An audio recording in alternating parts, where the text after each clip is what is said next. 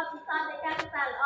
តែទី25ខែវិច្ឆិកាឆ្នាំ2025នៅនាមម៉ោង11:00នេះខ្ញុំបានធ្វើការសម្ភាសន៍ស្ដីពីបទពិសោធន៍នៃការសិក្សារបស់បងស្រីវិច្ឆិកាដែលជាសិស្សនិស្សិតនៅឆ្នាំទី2ម្នាក់បទពិសោធន៍នៃការសិក្សារបស់បងស្រីវិច្ឆិកាមានដូចតទៅបងស្រីវិច្ឆិកាមានអាយុ20ឆ្នាំហើយបងមានបងប្អូន4នាក់បងមានស្រុកកំណើតនៅភូមិកំពង់ស្ទងសង្កាត់ចម្រើនផលក្រុងពោធិ៍សាត់ខេត្តពោធិ៍សាត់កាលពីមករៀនបទប្រកបកប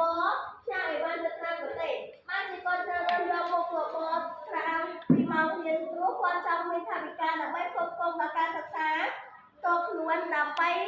ជួយដល់គ្រួសារគាត់កុំឲ្យលំបាកបច្ចុប្បន្នគាត់មានតួនាទីជាសិស្សនិស្សិតឆ្នាំទី2ម្នាក់គាត់បានមកដល់ចំណុចនេះដោយសារតែគាត់ខិតខំតស៊ូរៀនសូត្រគ្រប់ពេលគ្រប់វេលាទាំងយប់ទាំងថ្ងៃហើយក្រៅពីរៀនគាត់ក៏ឆ្លៀតជួយធ្វើការងារផ្ទះបាយមកគាត់ដែរដោយសារតែការខិតខំការតស៊ូខិតខំដល់ថ្ងៃរៀនសូត្រនេះហើយតើបងត្រូវបានខ្លាចជាសិស្សនិស្សិតម្នាក់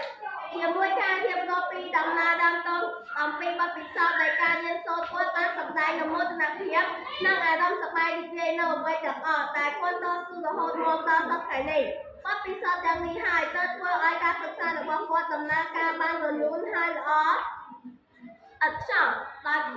ហើយខ្ញុំពិតជាសប្បាយចិត្តខ្លាំងណាស់ដែលទទួលបានបទពិសោធន៍ល្អៗរបស់បងស្រីវិច្ឆិកាយកមកអនុវត្តតាមគាត់ដែរគាត់បានរៀបរាប់បទពិសោធន៍ល្អៗការខិតខំប្រឹងប្រែងរៀនសូត្រហើយបានចែករំលែកបទពិសោធន៍ល្អៗដល់ក្មេងចំនួនក្រោយបានដល់ទៀតផងនៅចុងបញ្ចប់គាត់បានរៀបរាប់អំពីចំណាប់អារម្មណ៍គាត់ហើយខ្ញុំពិតជាសប្បាយចិត្តដែលទទួលបានបទពិសោធន៍ល្អៗនិងអនុវត្តដើម្បីក្លាយជាសិស្សល្អចា៎អរគុណ